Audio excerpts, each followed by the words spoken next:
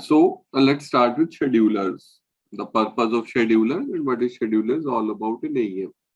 So many a time what we want in AEM is a functionality that a set of code should automatically get executed at a particular time. That like we want that okay, there we need a batch sort of job which where we need to connect to some third party and get the data from them and store it in AEM, which we need to show later. Okay. Now, uh, now the thing is that this functionality can be uh, uh, can of course like what we need is that this job or this job should run on daily basis or at a particular time maybe, and it should execute by itself with the time at a time defined and fetch the data from third party and store it in AEM, which we can later use. Now, these sort of tasks, like a nightly job, okay, on every night at a particular time, that this job will run and will get the data from the third party and will save in AEM.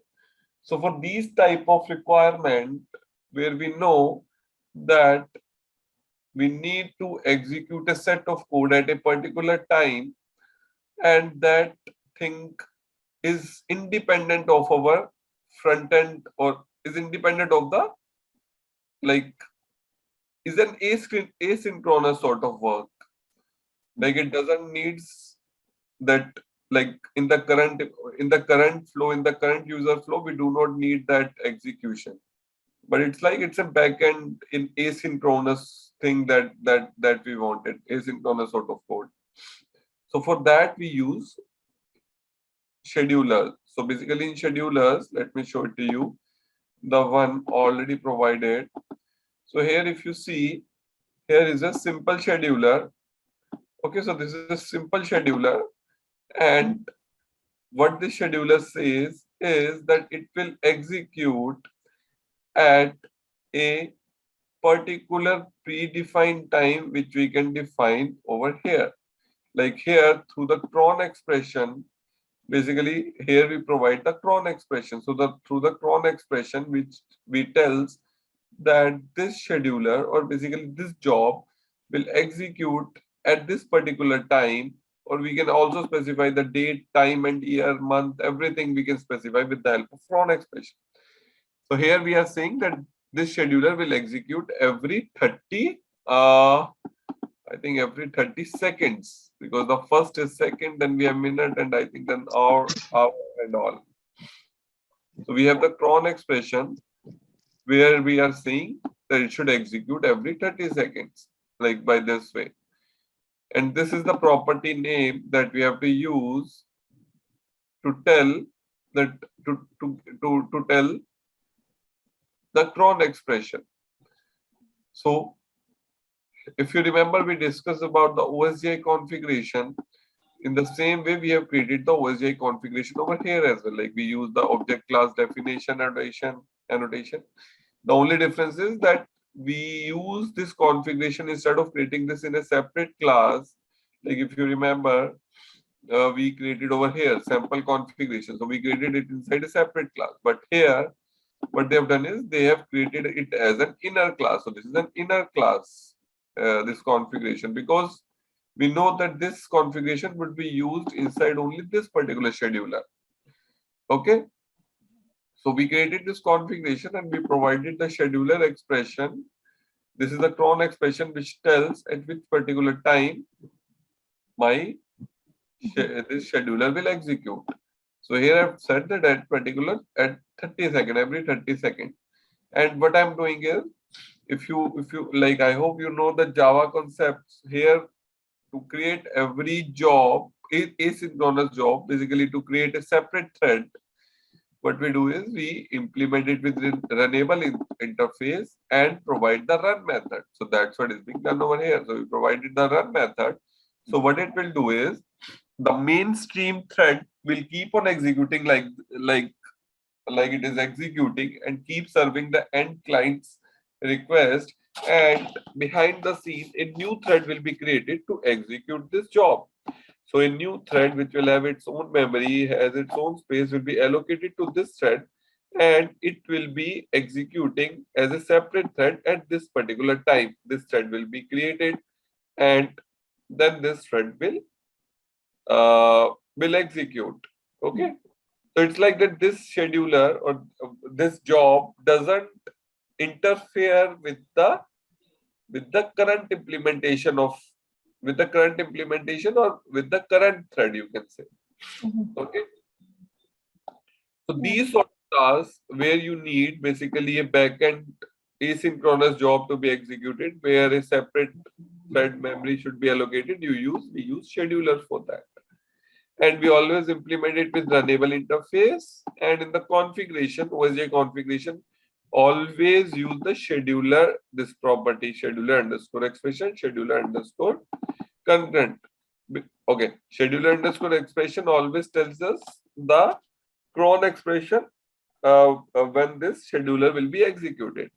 There is another property that is scheduler underscore concurrent, which says that okay, my current thread is executing and I know that every 30 seconds it will be executed. Consider that my thread 1 is executing, which is serving by this scheduler's work, and this scheduler didn't complete within 30 seconds, maybe because of the resource didn't got allocated to this thread as of now. And the 30 seconds got spent allocating the resources, and a new thread gets started because we know that this scheduler will run every 30 seconds. So here, what we said is scheduler concurrent is false. That means till the time my first thread or any currently executing thread doesn't complete, the next thread will not start its working. So we said scheduler concurrent is false. If we say scheduler concurrent is true, then multiple, like all the maybe multiple, or it depends upon how resources gets allocated to that thread. So there can be high chances that multiple threads get started simultaneously. And this can happen in case if the cron expression, if that job has to execute on regular intervals, like in our case, it's executing every 30 seconds. So in that case, of course, it's better the scheduler content should be false, that multiple threads should not execute concurrently. Okay. And here what we did is we provided the run method, which will actually, where actually we will write the business logic. You remember we use the activate method inside the service. Like in sample service, we use the activate method. Where Annotation, right? over here you can see @activate. So here also we have the @activate. So basically, your scheduler is also a service.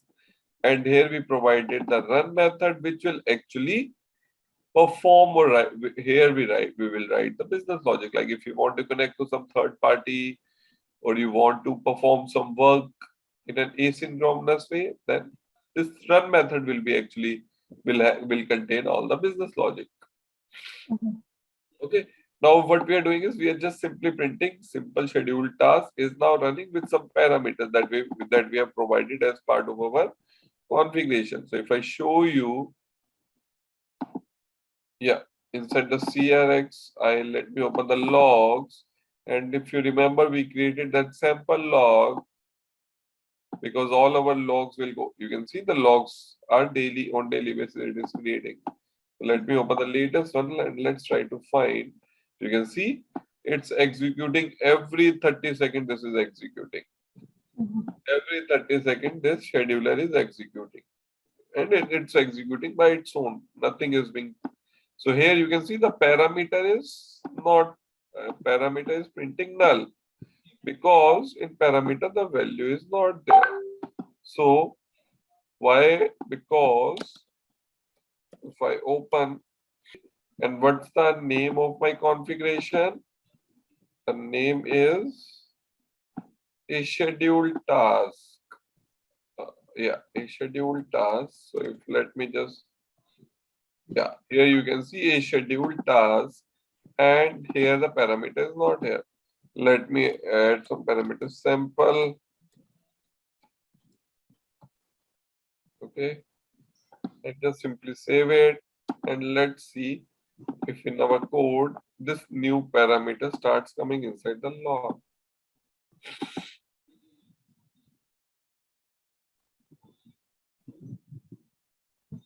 I think let's just wait for another 30 seconds, because every 30 seconds it will execute.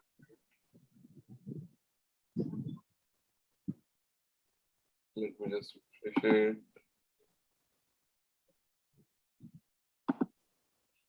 Okay. Yeah, it's fine. Sample schedule task. Okay. So basically, this is the purpose of a scheduler, where everywhere you can schedule a job at a particular time, and that time is defined with the help of the cron expression, which you always have to supply as part of this expression. Mm. It's the way it's written, like, that's a function, right? Scheduler expression. So that's an Before. attribute. That's actually means, yeah, you can say it's a function, but it's an attribute. It's an attribute of a configuration. Like this scheduler expression is basically like, if you see over here, yeah, in the A schedule task. So this is over here, this cron expression. So basically, it's attribute of the OSGI configuration. And then, like, say, for example, if you want to do this configuration, these parameters With inside the code itself, yeah, so we can do something that we did last session, right? yeah, like this parameter, you mean like we are passing some extra parameter in the configuration? Is that what you mean? Yeah, the one that you just said, for example, you put 30 seconds and let's Yeah, say something. if you want a new parameter, just copy this and No, I like, mean, yeah, I mean, like, so we do not want to configure from the configuration console. You know what I'm saying? I didn't get you. Like last session, you told me that, for example, if you don't want to configure, if you go to the console, the system, okay, we don't want to configure from here. Like, say we So, want some yes, configuration. we can create the XML for this. XML, Yeah. right? Oh, okay. Yeah. So the XML would be created by using this simple schedule task. So here, like this, I will copy the whole package, and it would be there inside the UI apps. Yeah. So here I can create the XML, like new, and this file, this, and what is the name of mine? This. Uh, Okay, that's gone. So yeah, means you understood, I hope. Like here mhm. okay, because the XML is created by the name of the service that is referring the configuration, not by the configuration name. Okay, Mhm. always remember this thing.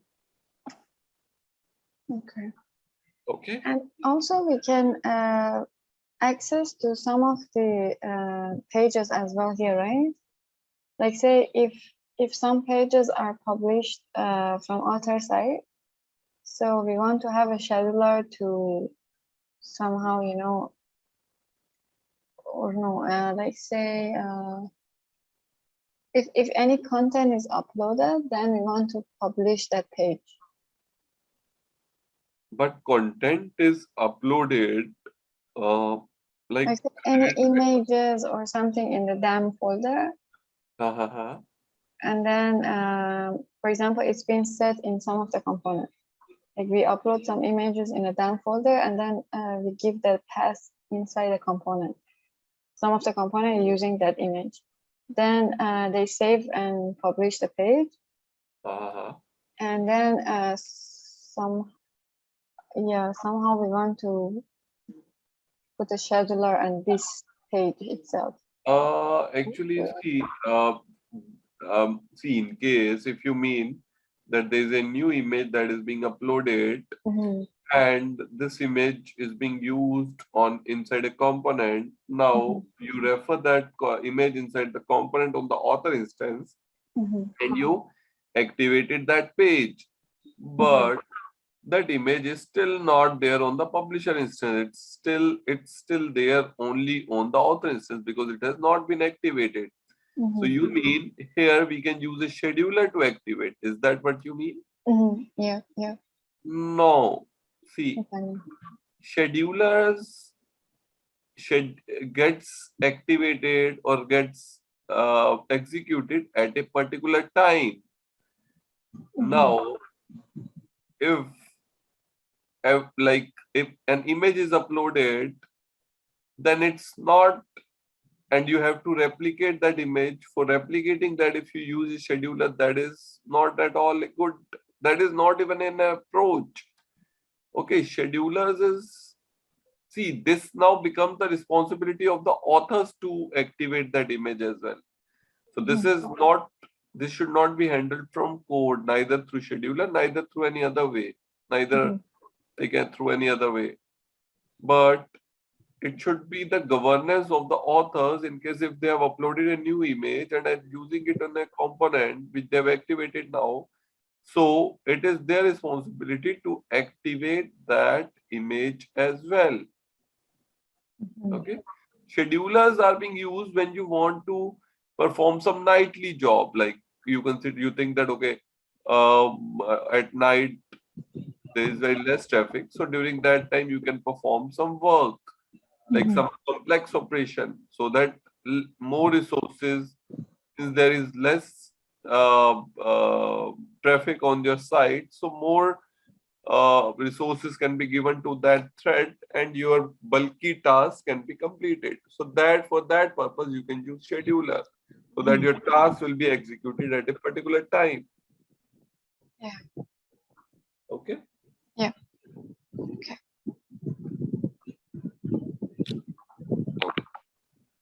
Yes, the important thing to remember over here is that these properties should always be the scheduler content and scheduler expression. Okay. Okay. Let's now go and okay. You know about adaptive framework? No. Okay. In the sling model, how do you adapt? Are you aware of that? Adaptables, I know, like you adapt the component model, like. Yeah. Okay. Let me just to more clarify. Let's say, let me go duplicate this and let me open CRXD.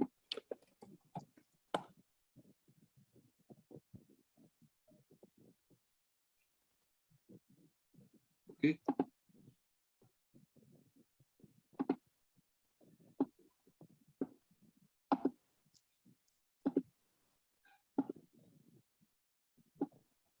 Okay, we have this test page, and like you were saying, here we have the word, this component, okay, this sample word component. Now we have these properties, and important thing is that this Sling resource type. So Sling resource type is telling that where exactly is the script or the code written that is responsible for rendering this node on the page. Okay. Yes. Okay. Now consider that in your this node there is a child node. Okay. Now this child node has some properties like prop. Okay. Let's say prop 1. Okay. I say it's well. Okay. Let me put it in this way. First. Okay. And the value is first. Similarly, second,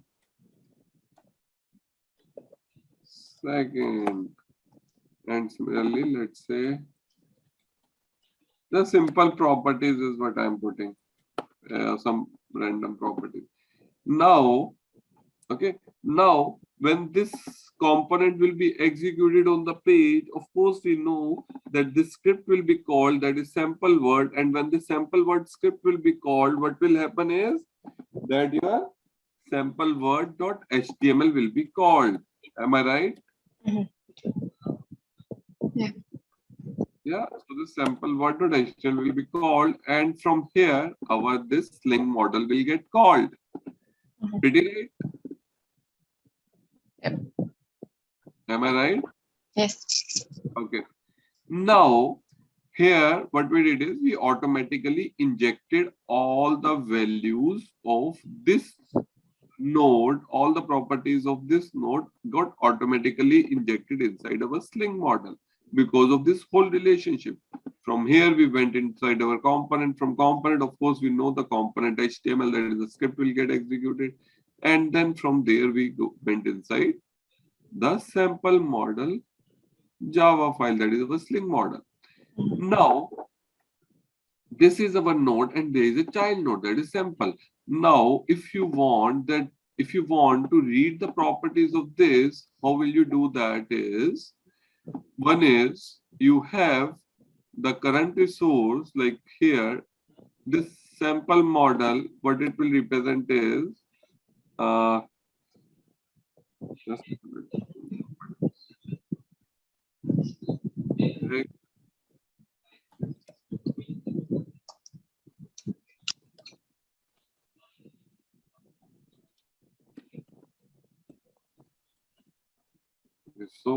resource, okay? So what here I am saying is that this resource object is my current resource, okay? By using @sling object annotation, I am able to automatically get my current resource. And what is my current resource is this. This is my current resource. You agree? Yep. Okay, so here by using @sling object annotation, I got the current resource. Now, if you want to read the values or the properties of the child resource below their current resource, so what you will do, let me create a method like public. You mean like resource that get value map and like that gets, right? Exactly. Okay, get resource prop. So what you will be doing is resource dot get initially you will get the child resource because this is the sample is the child resource of my current resource. This is which is sample word. So firstly I will get the child. Okay, so what you have to provide is the name. What is the name of my child resource? Sample, and then get get value map, or yeah, get value map. Okay, now this will return me, what it will return me is the value map. Am I right? Yeah. So here what I did is I got the value map of this and now I can get the property. Let me say I want which property I wanted is the first. Let's say the third property is what I wanted. So here, what is the property name? Third. Okay, and what type it is? It is simple string or class. And let me return this value. Now, this resource property in your code, what you will do is here you will say child resource property. And how will you print it is my model dot, what is the name? Yeah. Okay. and like this. Okay. And now I have to build this. So for building, I will go back to my AEM, my code base, not this one, code sample. That's great. Okay. Now I know it's just my, okay, instead of building the whole code, I know from front end, this is the only chain. And from back end, this is the chain. So let me only build the back end, and in HTML, I will directly make change inside my Yes, XD. there is.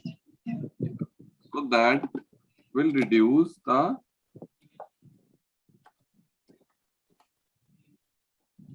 auto install bundle, because I just wanted to build my code. Okay, so this profile I use, which will, of course, it will build, and also it will deploy my code. Okay, let's just wait.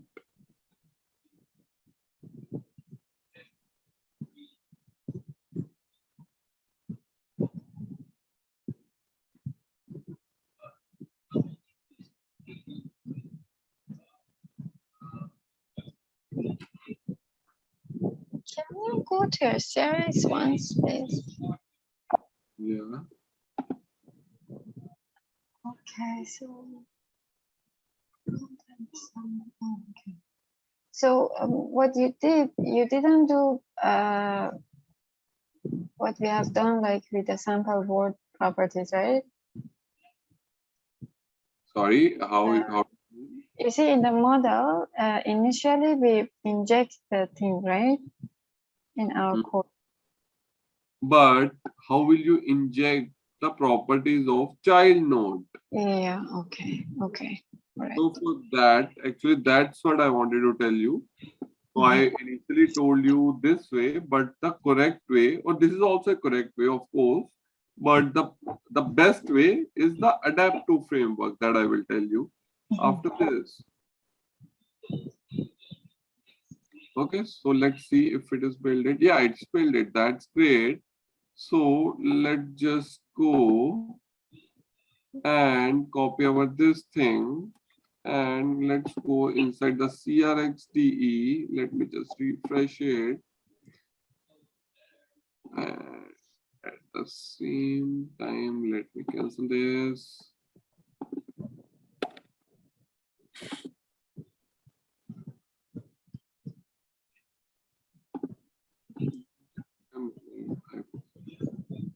Okay.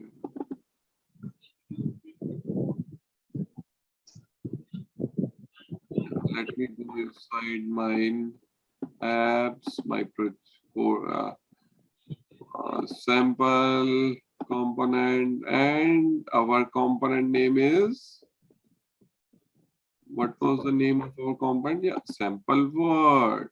So here I have it, and here I have the HTML. Okay, let me put this code, and let me just for now remove the rest of the code. I don't want this, or let me also remove this, okay, and put a BR over here. And let's go to our page, and we will open the page so that the property should be displayed. Let me edit this.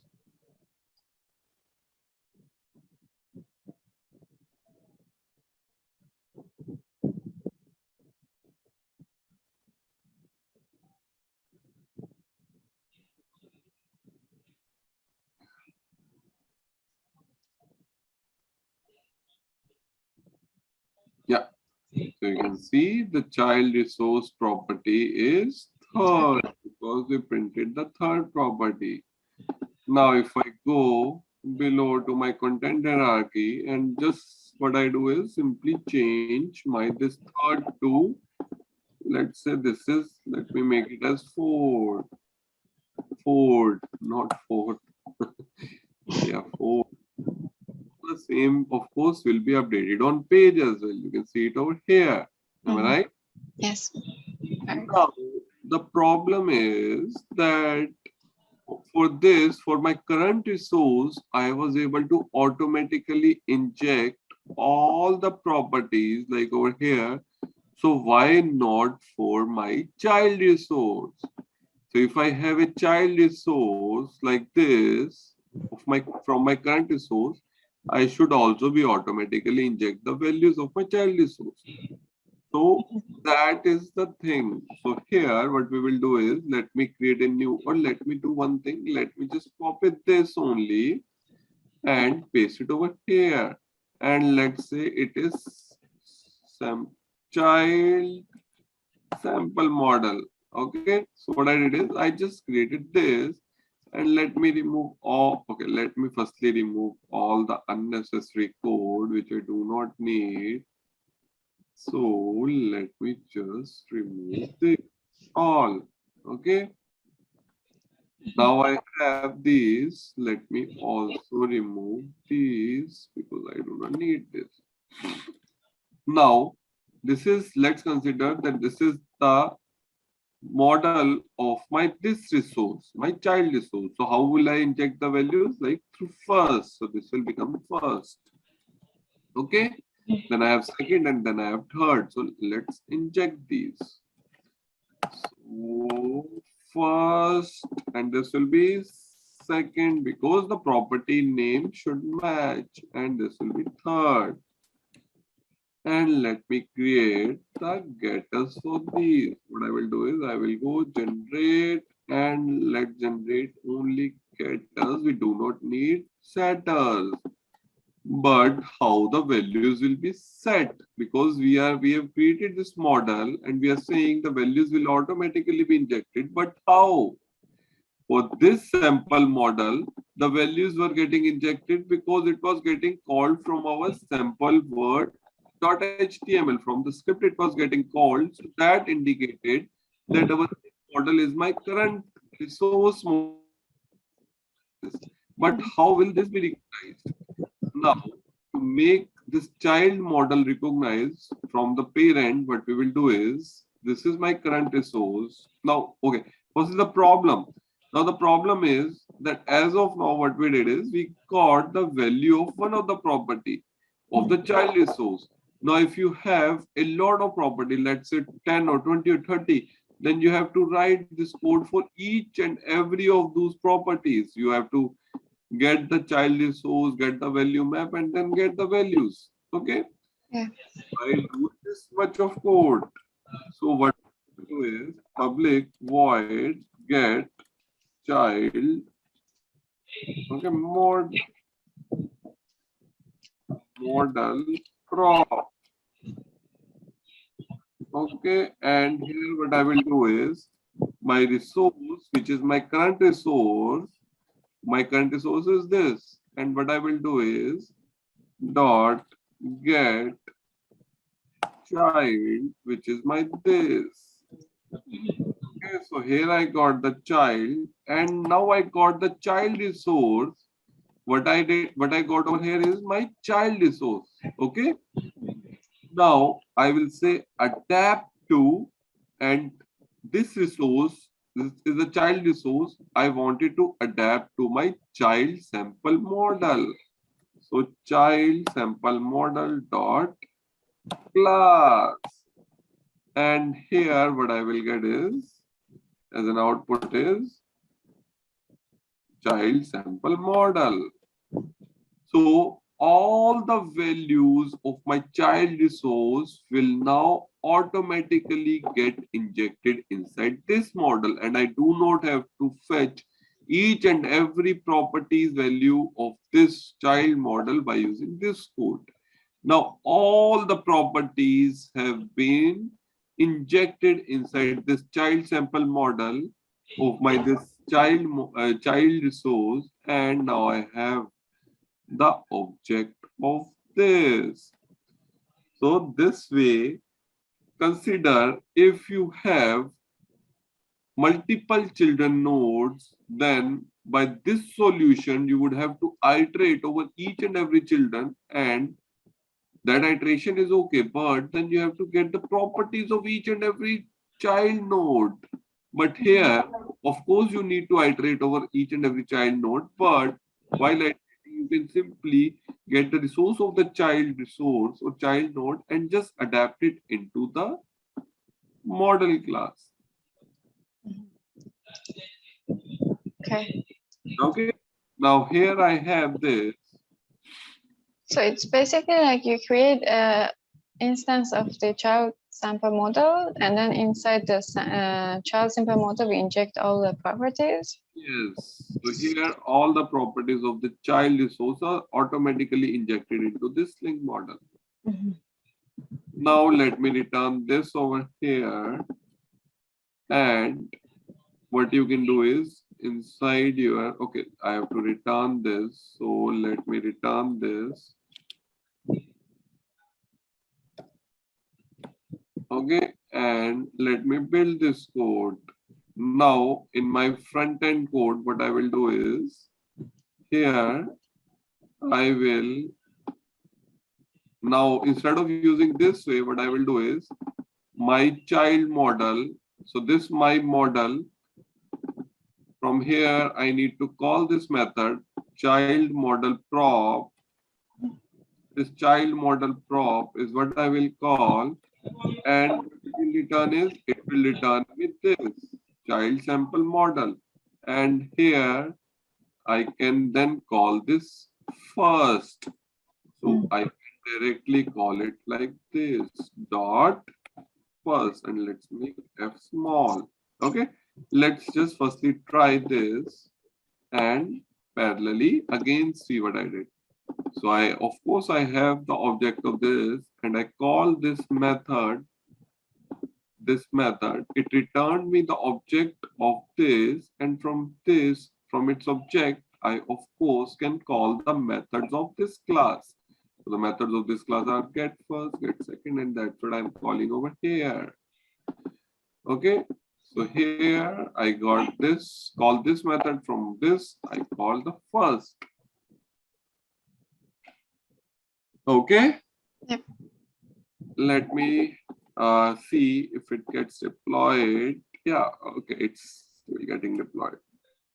So this is adapt to framework. Through this way, you can automatically adapt, sorry, not adapt, you can inject the values of your child resources into an sling model, and you do not have to read each and every value of all the child nodes or child resources like this.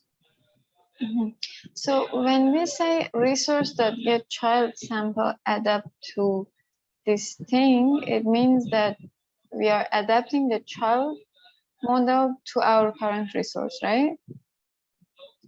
So we are not adapting child model to my current resource, but I am adapting my child model to the child resource. So see here from the current resource, I got the child resource, sample resource. Yeah, So yeah. to this point, what I did is I got the child resource, that is by this resource. And this is what I have to, these values I have to inject. So that is I got the resource of this, and then I injected, sorry, then I adapted this resource into this model. Yep. Okay. Yep. So yes, our code is built. Let's just go and refresh it, and here let's just put our code inside the CRXTE HTML file. Let's see, where is my HTML file? I have to open that again. Okay, components, and then I have mine sample word.html. Okay, that's great. And here, what I have to write is this. Let me just copy this and let me paste it. Okay, so So now it should print our first value. And the value of this first is, what is the value? First. This. Yeah. So let's refresh this and let's see.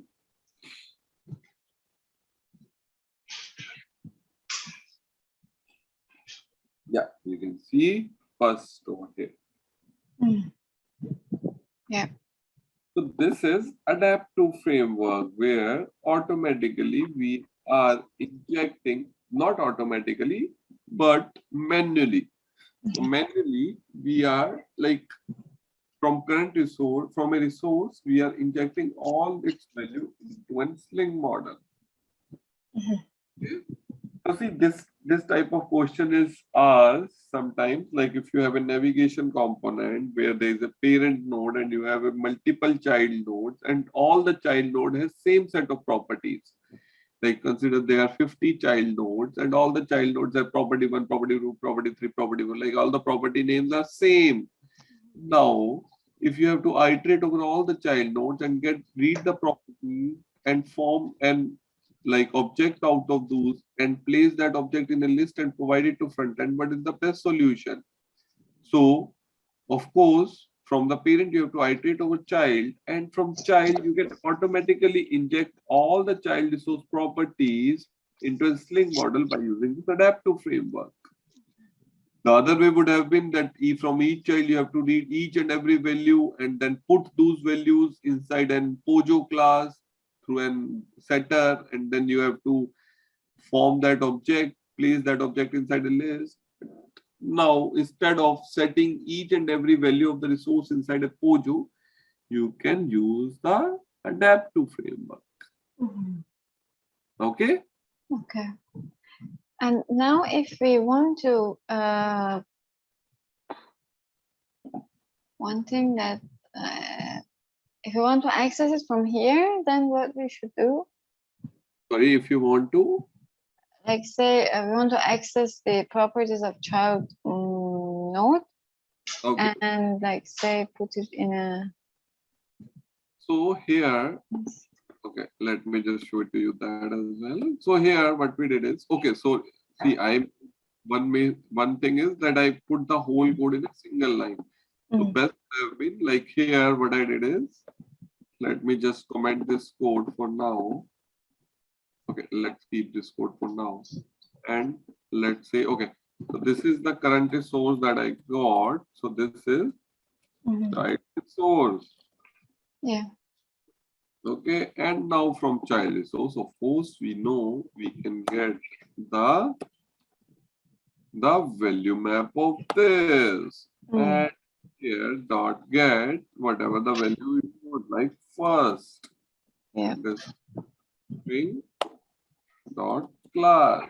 This is another way of doing, but of course, not a good way. Okay. Okay, but in the backend thing, there's this only option, right? In the If you want to like give like a JSON response, this is the only one, right? Only option.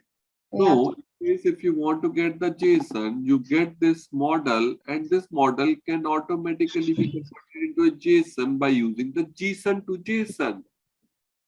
Why again you have to read the properties and put those values inside a JSON when an object can be converted into a JSON. In case if you don't know, JSON provides an API through which and Java objects can be converted into a JSON. Yeah. So if we have this Java object, we can who has all these values. So all these values are here. Automatically, it can be converted into a JSON. Okay. Why do we have to read each and every value and create a JSON object and put those values inside that JSON? This is whole big code which is old way of purely. Yeah. Okay. Okay. So this was the adaptive framework. Okay. Okay. Yeah. So let's now go to our another thing that is okay. That is The Sling APIs, or basically how would you perform the CRUD operations in AEM. So in case if you want to read the repository, update anything in the repository, or modify some node, or delete something, so how would you do those things? Now we can go through those. So basically, let's start with that concept of how would you perform CRUD operation in the JCR. So basically, you are performing CRUD operation: create, read, update, delete. How would you perform this CRUD operation in the JCR? So basically, AEM provides two sets of APIs. One is the JCR APIs and the other is called as the Sling APIs. So when we use the resource thing, this resource.getChildren, and when we use resource and resource resolver APIs, these are called as Sling APIs. Okay, we have two type of API. One is Sling and the other is JCR. So these are the Sling APIs when you use resource resolver to do all your things. And the other is the JCR where we use the node and the session thing. Okay, so node from, because we know every resource or node is used interchangeably. So like here you are getting the values of the resource in the same way. This is our Sling API, but in the same way, you can also read the properties of a resource by using node APIs as well. Okay, let me just show it to you.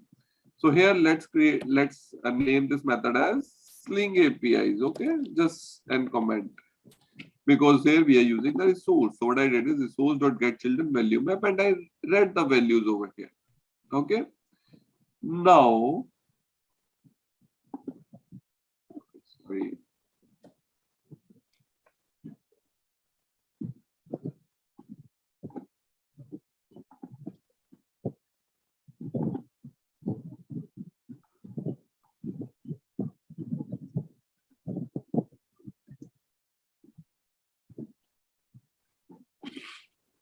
Okay. So here, first thing we understood, how would you read something? So from CRUD, we know C. How would you, R, we know read. How would you read something? So you get the resource, you can get the child, and then you can get the value map. Okay. In the same way, if you want to modify something, okay, so here, like if you have this resource, this value map, and from this resource, what this resource is, this is your sample resource, that is your child resource, and you get the value map out of it, and then you get this children. Now, here, okay, so here, let me use another method, not use this method, okay? Okay, get, okay, resource API. Okay, so here I got this value map, and let's say void. Okay, so here if you want to add some property to your current resource, so here as of now, which all properties are there? First, let me delete this. Okay, so you have first, second, and third. Let's consider if you want to add the fourth property. So fourth, and the value as fourth, and here resource dot get resource resolver dot commit. Okay, it's throwing some exception. We have to handle this exception. So add to method signature. So pretty simple. What I did is, in the resource, I get the value map of it. And in the value map, of course, we know we can get the properties, but we can also set the properties in a value map by using this put method. So I use the put, and I inputted this fourth property with its value. Just a minute. what I wanted is there was a modifiable.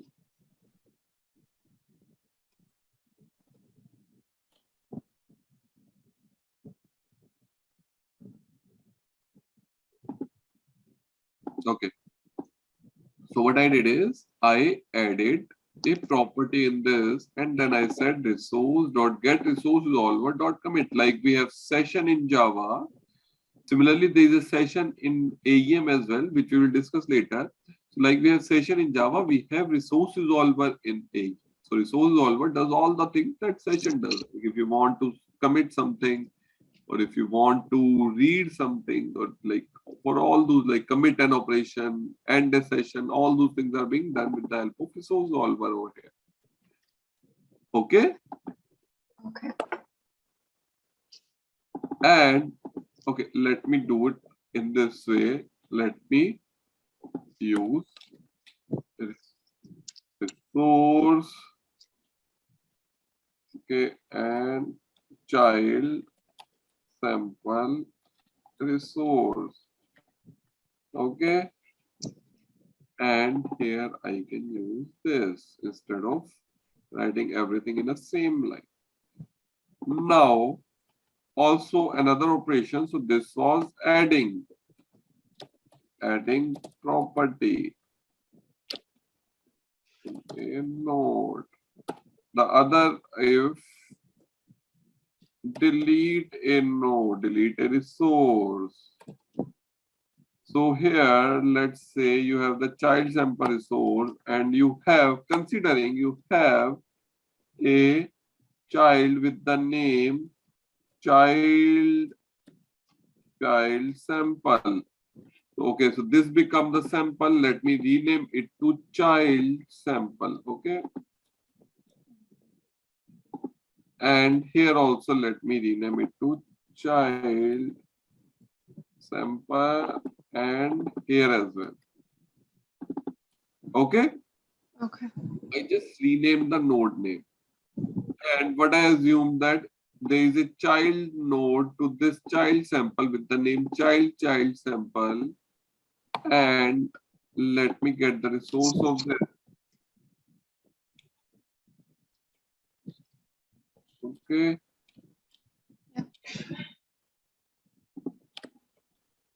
And this child resource. Now what I want is to delete this resource. So I will say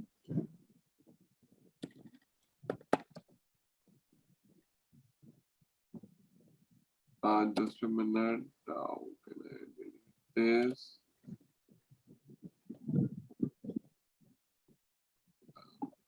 Okay. Okay, let me also get the resource resolver over here. Okay, let me name it as RR. What I get is over here I get the resource resolver, and let's put it over here, and yeah, delete and the resource that you wanted to delete. Okay, so see what I did is again showing it to you. From the current resource, I get the resource resolver. Here through resource resolver is similarly like we have session in Java. So resource resolver, firstly from resource, current resource, I get the child resource whose name should be child sample. So I assume that here I have this current resource and there should be a child sample. So in the child sample resource, what I wanted is to add another property. So I added it in this way. And from the child sample over here, I assume that there should be another child. Let me name it as grandchild. Okay, grandchild. Not child, it's grandchild sample. And I wanted to delete that resource. So here, let me just create another node with the name grandchild sample. Okay. And let me deploy this code. So I am deploying this code where we are performing all the operations. Firstly, we read this, and then we are adding and we are deleting a grandchild sample. grandchild resource. It's completed. Now the only thing that we have to do inside our HTML is to sorry, to call this method. But what is my method is resource API. Mhm. Here I will again go to my CRXD and will give a call to this method. Okay, so here inside, not inside the sample components, and where is my sample component? Sample word, sample over here, and let me call my this method. So how can I call? Since this method is all doing the backend stuff, so I do not need to print anything but just call this method because it's returning void and some performing some backend operation where I am adding a property to a node and deleting a node. Okay, Yeah. so here, okay, I saved this and I called this method, and once I will refresh my page, our assumption is that there should be a property that should get added and also this node should be deleted. Agreed? Yeah.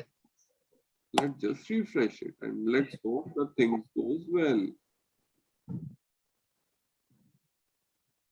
Okay, the page is getting refreshed. Okay, let's see.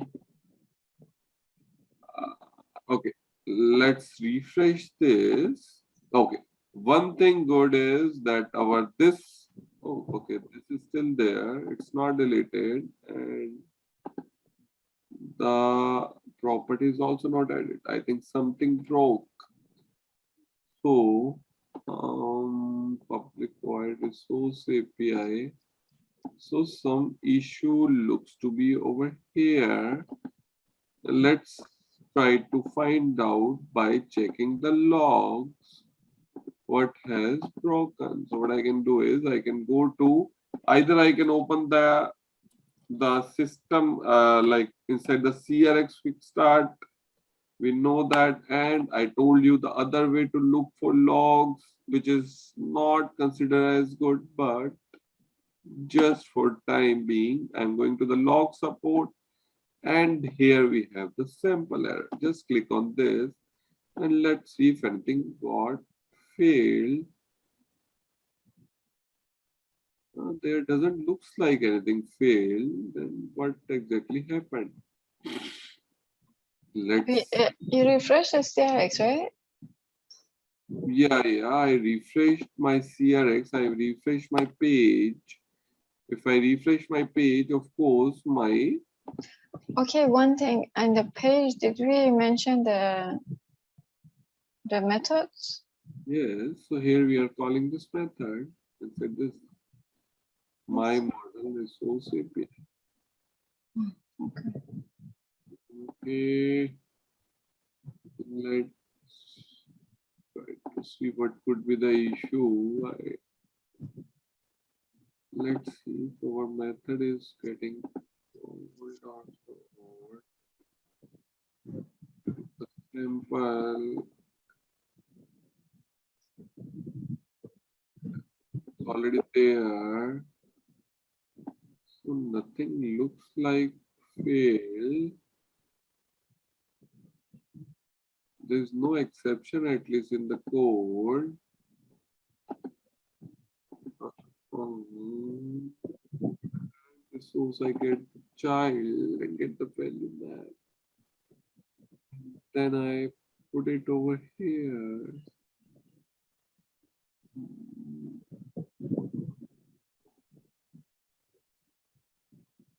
Source API. That's what I'm calling.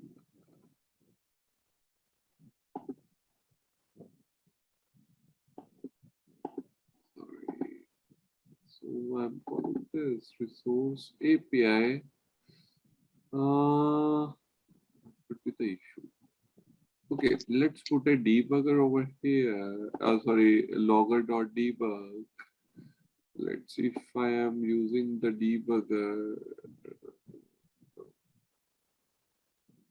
So let's use like this way. Okay.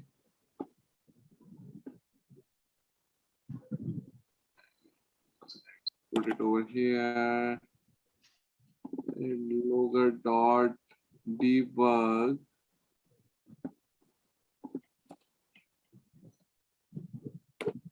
Let's debug.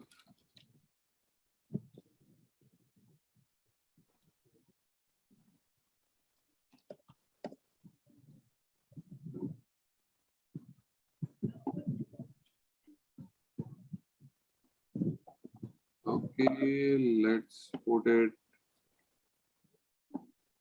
below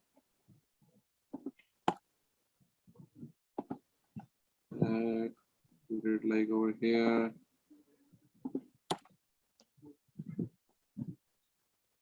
So we deleted this and then we commit our things. I think everything looks good.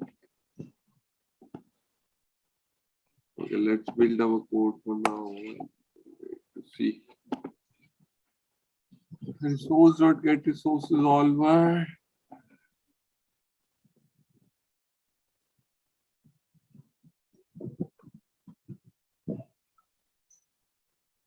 I get the child resource, I got the value.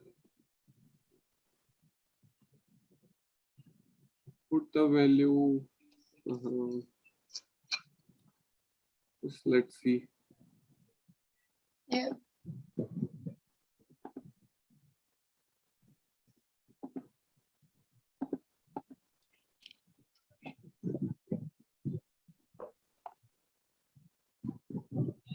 Okay.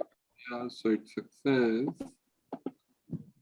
Let me again go and refresh my page. Take a minute.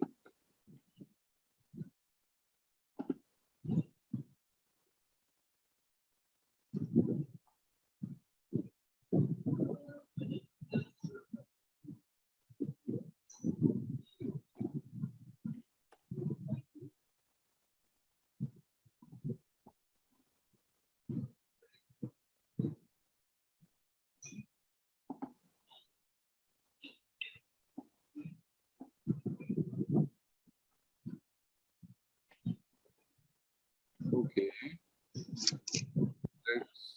Let's see what's there in our logs.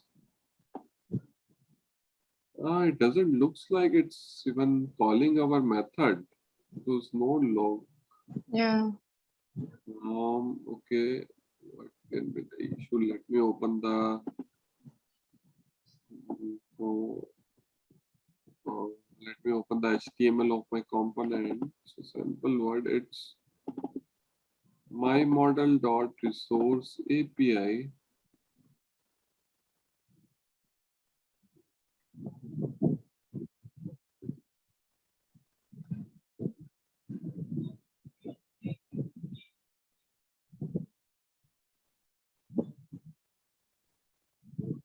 The method name is correct. Why it is not calling even my method?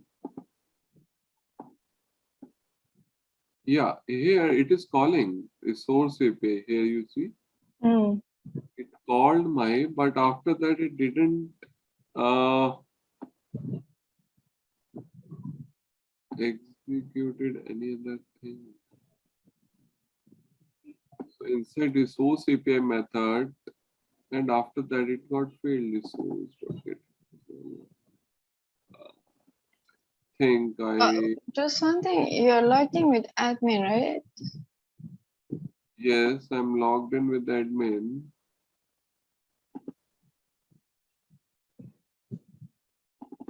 I think some issue. Okay, I know the mistake. I think let's not do it in that. Do it this way. So I think to get the resource resolver also we have to use the so here also we have to use this annotation sling object. So any error is there?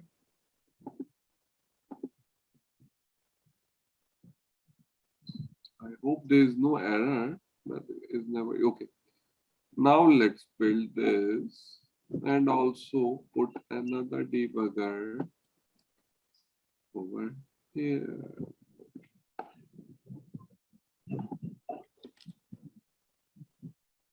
Okay, let's just. So here to get the resource, current resource object or resource solver object, you have to use the sling object annotation at that sling object annotation. Okay. Okay. Let's go here and see.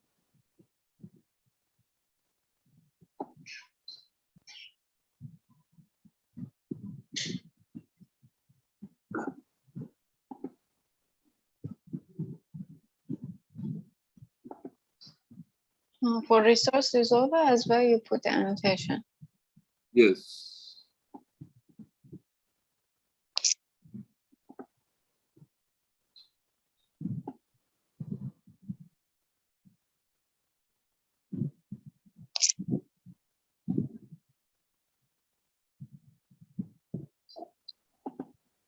Okay, and let me remove all my logs.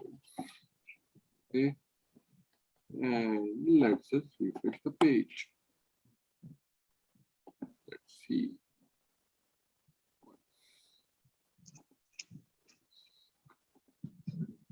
Okay, you can see now it called and it called this. Let's see this. It called this, but after that again some issue occurred. Okay. So looks like the issue is something else, not that one. So here I think it should be still there. Yeah.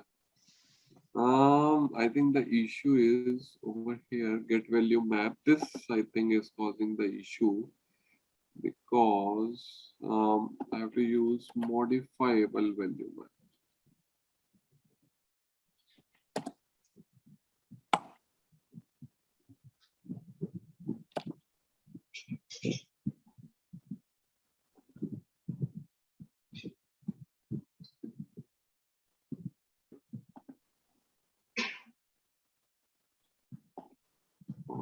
I'm Casting, right? sorry. It's casting, I think. Just let me search on net.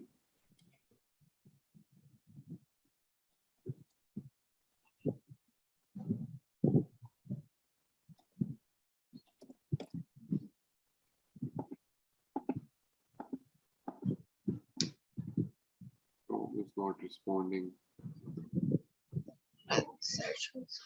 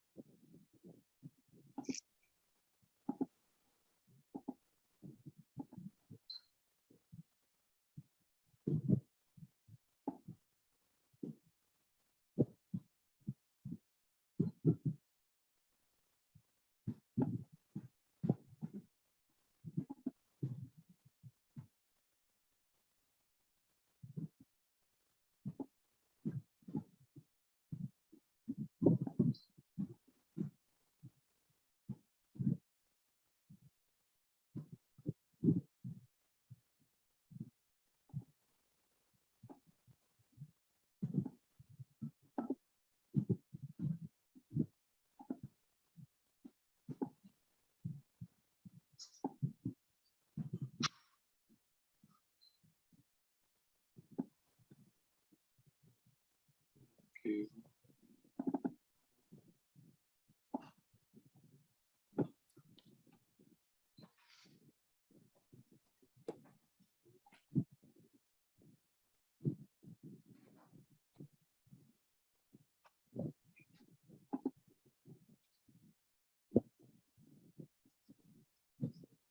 Okay, let me just build now.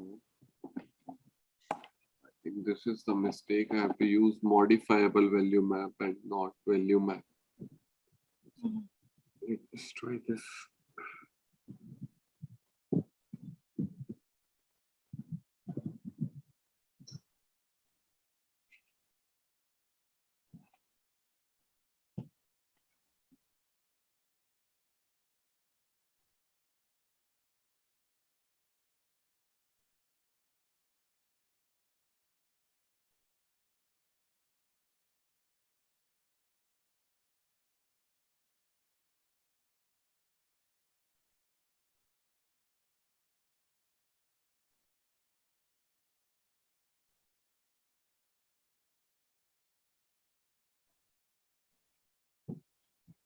The build is done.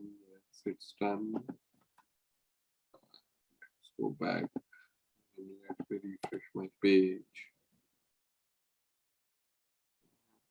Let's see. Now let's see. Okay, yeah. Now you can see the grandchild sample node has been removed, and here we have our fourth property as well. Mhm. So So for putting, we use modifiable value map. yes, that's some mistake we were doing. So to Mhm. modify, we actually have to use modifiable value map, not the simple value map. So that's the mistake we were doing. So this way we can get the value modifiable value map from a resource, just adapt to, and then you can put any number of values that you want. And to delete a resource, just go to get that resource and resource resolver. Like I used RR, basically it's resource resolver. Then call the method delete. Okay. So this is the Sling APIs. In the same way, all the operations, each and every operation that you do with the Sling APIs, these are again Sling APIs, okay? Mhm. Is what you can do with the JCR APIs as well. So these are two different ways of achieving the same thing, that is performing the CRUD operation. So I will tell. Let's start with the JCR APIs. But okay, let me firstly write some JCR APIs, and then I will so get. Then I will tell you which one to use and when. So this is JCR. Let me just update the comments. So you can see sometimes debugger logs also helps you identify where exactly our code is failing. Okay. So firstly, by using the resource only, we get the child resource, and now from the child resource, what we did is we adapt to modifiable value map. Let's say here from a resource you can get a node which is actually your JCR API, which is actually a part of your JCR API. So here each and every operation. So this is my child sample node. Every operation that you can do with the resource or basically the Sling API is what you can do with the node or JCR API. So this is my JCR API. Okay. So like here I got this node, and if you want to get any property, like if you want to read any property, then you can read the property. And which property do you want to read? Let's say it is the fourth property that we just added is what you wanted to read.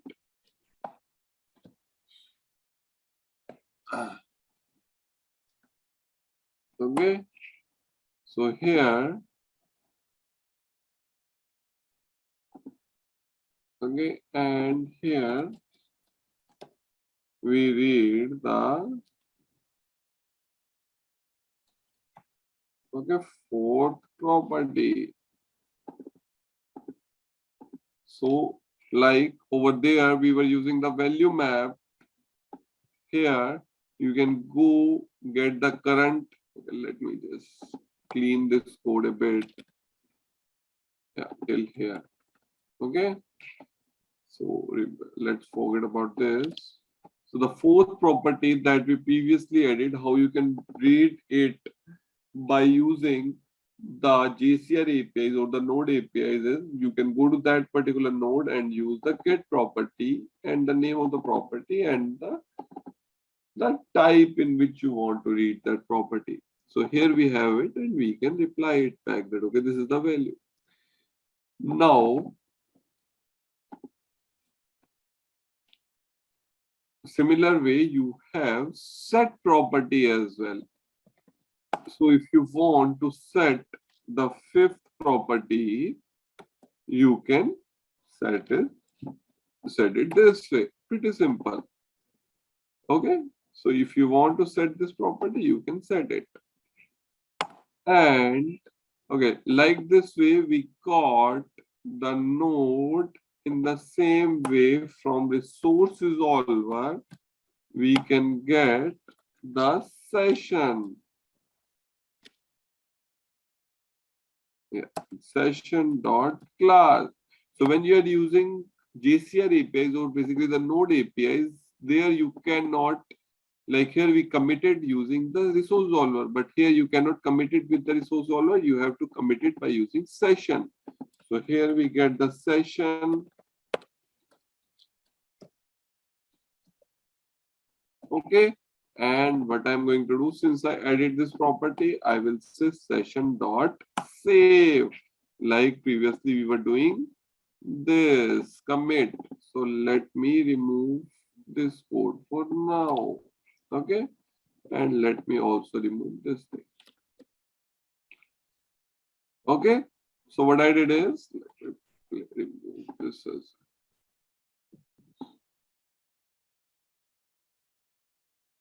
So what we did is from resource, basically from here, from resource, we adapt to a node.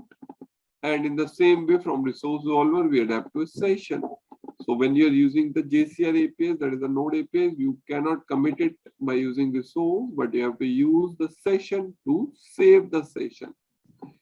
Now what we did is in the child sample property, we set a new property over here. Okay. And now, and here what we are doing is we are reading the value of this property. We are reading the value and here we are setting it. And also, if you want to remove a child node, like here we get the from child sample node, I can get its child node. What is the name is grandchild. Okay, let me name it as grandchild node. Earlier we named it as grandchild sample. Okay, let's use this only grandchild sample. So here I said grandchild sample, and this is the node which is grandchild node. And from here you can delete it. Sorry, remove this. Basically pretty simple. So you go to that node and write remove. So that node will be removed.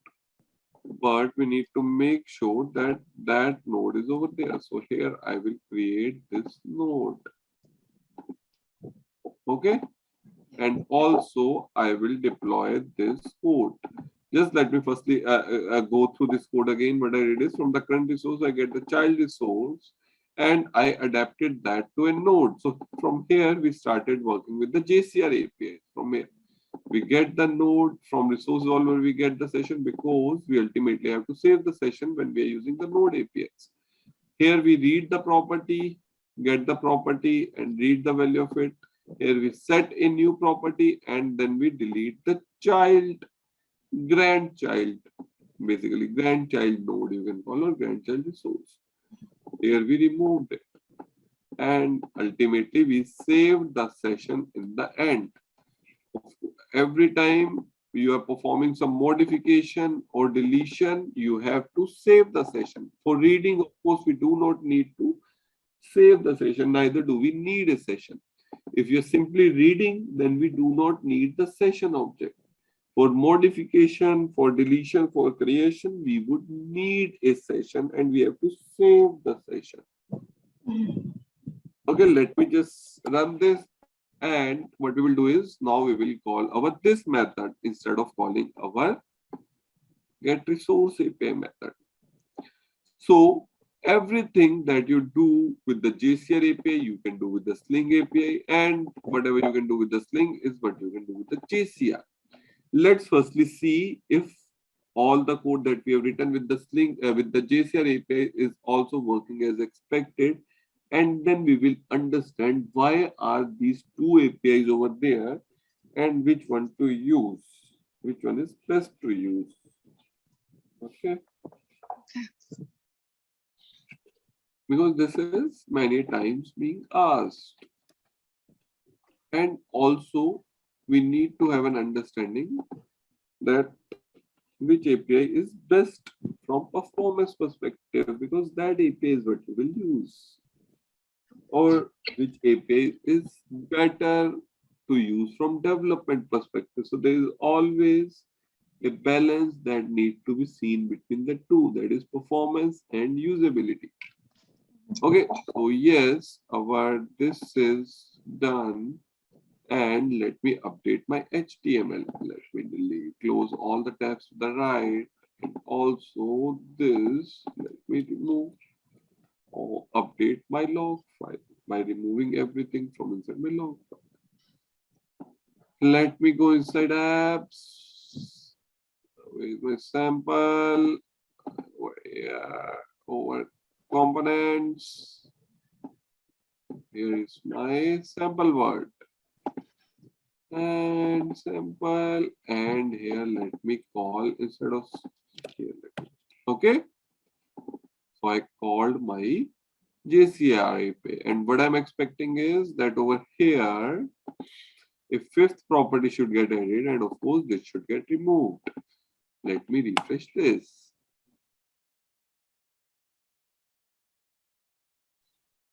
Okay. Okay, let's go over here and refresh it. So yeah, one good thing is, okay, you can see there is this fifth property added and also the grandchild node is being removed. So both our operation worked. First was to add this property and the other was to remove. And of course, when we are doing some modification or deletion or creation, we have to save our session. Okay.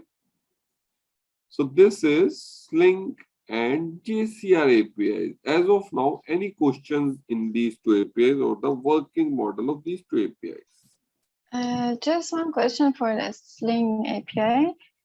So if we want to use modifiable value map, we should adapt our normal one to the modifiable, right?